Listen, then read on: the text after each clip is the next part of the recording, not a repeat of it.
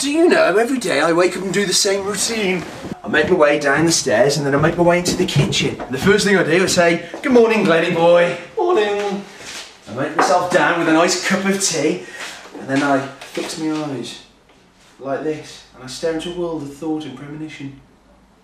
I imagine a world with only Mackie D's permeated full of hood rats doing odd grunts and gestures towards anybody they deem are better than themselves. Supermarkets across the UK would stop peddling magazines about the lifestyles of the rich and famous, and instead they'd focus on the everyday person. Toilets across the UK would stop smelling of shite after people had used them, and the fragrant bard of roses would anoint my very snuffy holes. And help the elderly and infirm cross the street, you know what I mean? Make it a bit more nicer. Shit off. Then I snap and laugh at the dirty irony of it all, because I love cheeseburgers, can't wait to read what Jay Goody's doing, and when I'm not taking the dirty shit, well, I'm out stabbing pensioners for their money. Give me a tenner, I'll shank you. This week we've got mutant mumbo jumbo, whacked out weddings, ageing actors, violent vigilantes, and lashings of wild turkey. Glenny boy, breakfast! Next up, the Mutant Chronicles. In a sepia-tinted near future, corporate war has ravaged humanity, and mutants of our own making are picking off what's left of civilization. Get you! Die! As the majority of Earth's population flee to Mars, a handful of hardened macho types embark on a suicide mission to destroy the mutants' power source and presumably finish the game with the highest score, most kills, and without being distracted by internet porn. Die, you bastard! Ah, fucking hell! In the ruins of the imperial city of Canaan, there's an old cathedral. Its catacombs open onto a network of subterranean tunnels. You will travel along these tunnels, find the machine, and blow it up. Is that all? We just blow it up? We have a device. A device? From the first Brotherhood battle with the mutants, ripped from the machine before the Great Seal was laid. He's got no arms or legs, how the fuck is he killing you? You get the sense that the producers wanted something more than the film was actually worth for this one, gearing more towards a franchise like Star Wars, but getting more along the lines of Mutant on the Bounty. The cast do their best, but ultimately the script would be better placed in a game like Gears of War. The end result making you want to go out and kill stuff.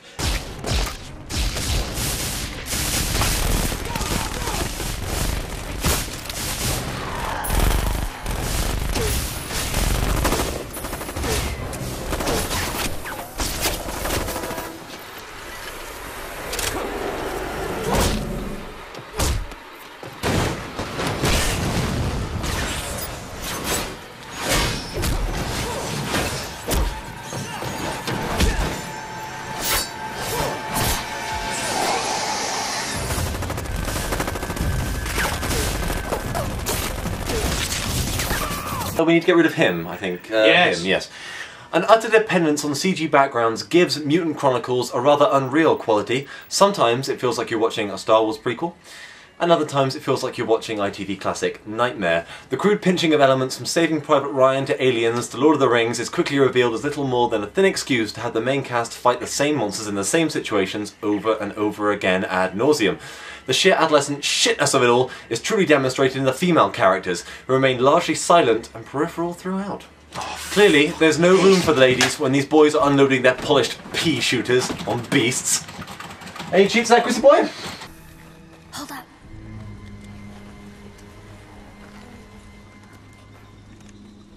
Poor bastards. Looks like they've been down there for weeks.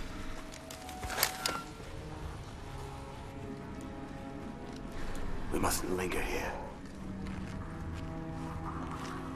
Where the hell are they taking him? Hunter! What is he doing? Is that... Sergeant. Jesus. Hunter, stop! That's Nathan.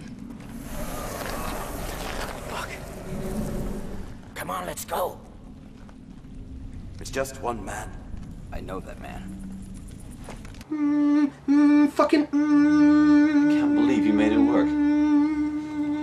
I did like the steampunk influence and the willingness to gruesomely dispatch the cast at a moment's notice, and the airbound fight was a nice throwback to World War II style adventures, but the end result is a hollow experience, an empty load of borrowed video game moments that frustratingly you can only watch and never play. The Mutant Chronicles is out to become background visuals for post-PlayStation 3 Generation Xers everywhere now. Oh, just shot myself.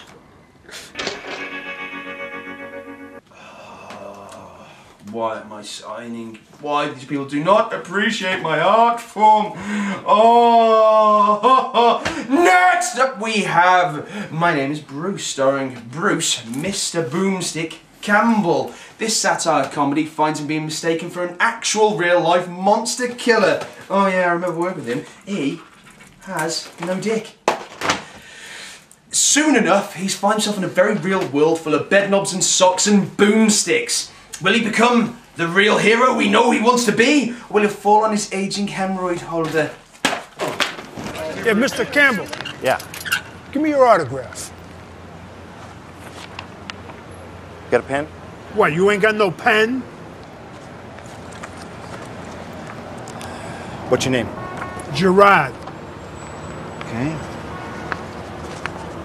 Here you go, Gerard. Have a good one, buddy. Yeah, hey. That's Gerard with a G.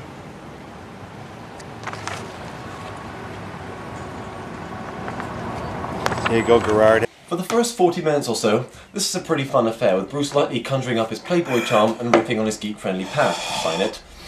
But this quickly dissipates into a weak, sub-Buffy monster affair complete with god-awful post-scream dialogue and woefully misguided country music narrative accoutrement. I used to be so handsome! It rapidly becomes clear this is strictly one for the hardcore Bruce Campbell brigade, sign it, as the narrow confines of this rather tepid self-satire give way to horrendously lame scat gags and turgidly unfunny romantic efforts that wouldn't be out of place in an American Pie straight-to-DVD film, sign it. Yeah, this is Henderson crossing Old Stage Road. No sign of the demon, over? Oh my God, Henderson.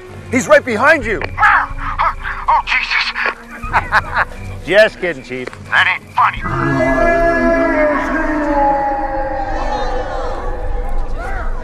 Jeff, after this is over, I gotta meet your sound guy. We don't have a sound guy. All right, we're gonna try and smoke him out. He's got a sword, over. Stay your course, Chicken Little. Oh, he's a big sucker. What do you expect? He's a Chinese god of war. Oh, no. He spotted me. He's coming right for me. No. Give it a rest, Shatner. I did enjoy the Evil Dead-style dutching shots, but ultimately this should have been a gloriously rich dissertation of the B-movie circuit of working Hollywood life, instead of the toothless, half-baked parody ego trip it so very much is. My Name is Bruce is out to buy now. You know what? This is a big old fucking joke, isn't it? I've had my 15 minutes worth of fame. You know what? I went for some travelling gonzo style. Come on!